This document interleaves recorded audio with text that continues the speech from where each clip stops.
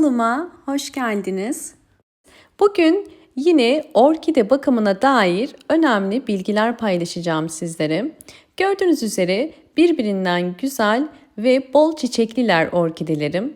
İlkbahar ayı orkideler için yeniden çiçek dalı çıkarma dönemi. Sizlere bugün yine orkidelerinize inanılmaz fayda sağlayacak ve orkidelerinizin bol bol çiçek açmasına, yeni kökler ve yeni hava kökleri çıkarmasına yardımcı olacak bir sıvı bitki besini paylaşacağım. Bu sıvı bitki besinini özellikle ilkbahar ayında orkidelerinize verebileceğiniz iki farklı yöntem ile göstereceğim. Hemen tarifimize geçelim. Elimde gördüğünüz gübreyi ben aylar öncesinden hazırlamıştım.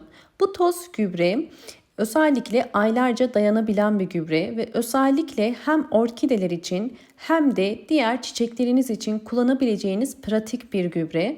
Hemen size hazırlanışını da gösteriyorum. Bugünkü yapacağım gübreyi pirinç ile yapacağım.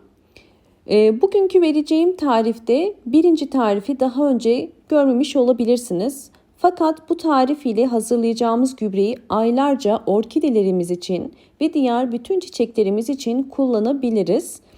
Özellikle pirinç kullanmamın sebebi ise çiçekler fosfor, potasyum, azot ve sodyum bileşenleriyle, vitaminleriyle çok hızlı büyüyorlar ve bol bol çiçek açıyorlar.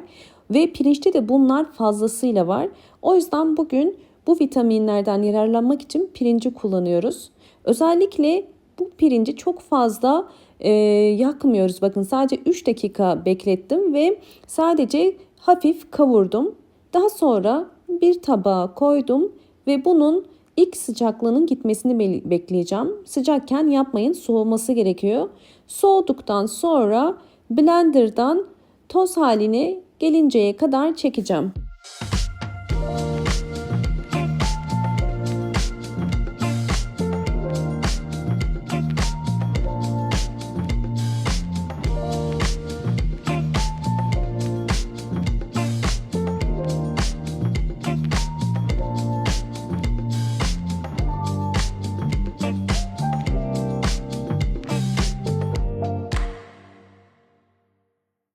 Eğer videomu buraya kadar izlediyseniz ve beğendiyseniz hemen beğen tuşuna basıp kanalıma da abone olup destek verirseniz çok mutlu olurum. Evet, orkideler için hazırladığımız gübremiz hazır. Bakın toz haline geldim ve bunu bir kavanozun içerisine koydum.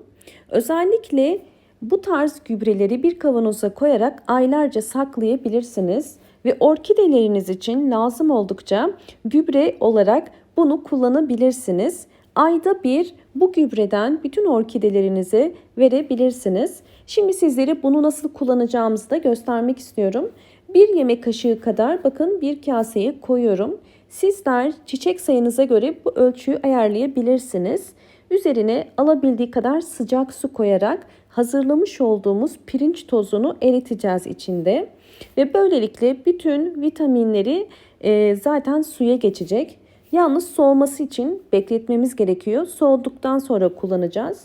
Bunu hem sıcak suyla hem de soğuk suyla hazırlayabilirsiniz. Soğuk suyla da bakın ben 200 milimlik bir bardağa bir çay kaşığı kadar koydum. Ve şimdi soğuk su koyacağım. Soğuk su ile yaptığınız zaman bunu en az yarım saat bekletmeniz gerekiyor ki içerisinde iyice karışabilsin ve vitaminleri suya geçsin.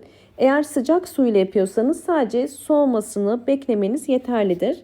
Hemen bunları orkidelerimize verelim. Pirinç suyum iyice soğudu. Suda bekletilen pirinç bir süre sonra bütün vitaminlerini beklediği suya bırakır.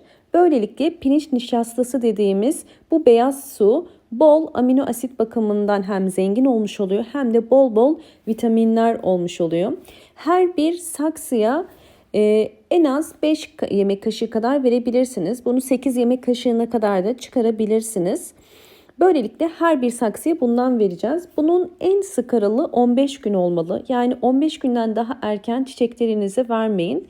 Ama ideal olanı ayda birdir. Mutlaka her iki sıvı bitki besinleri arasında orkidelerinizi normal bir suyla da yapın. Yani sadece sıvı bitki besinleriyle tabii ki orkidelerimizi sulamıyoruz. Evet, sizlere birazdan sonuçları da göstereceğim.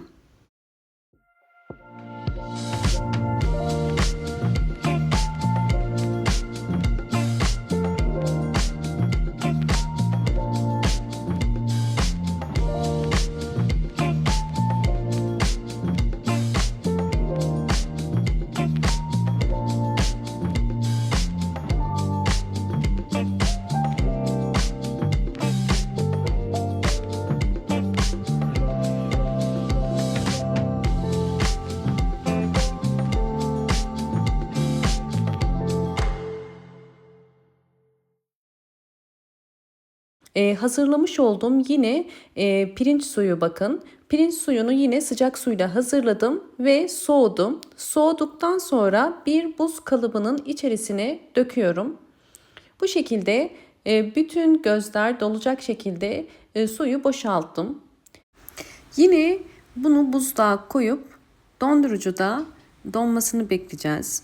Bu yöntem özellikle orkidelerinize sonbahar ayında hava değişimini yaşatmak için de yine yararlı bir yöntemdir. Özellikle fazla kalan sıvı bitki besinleri ilgili sorular soruyorsunuz.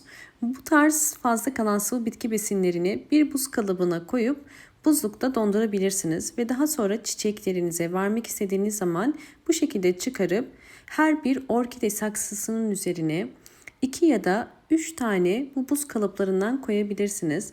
İlkbahar ayında yapmanız orkidenin hava değişimini daha hızlı hissetmesine yardımcı olur.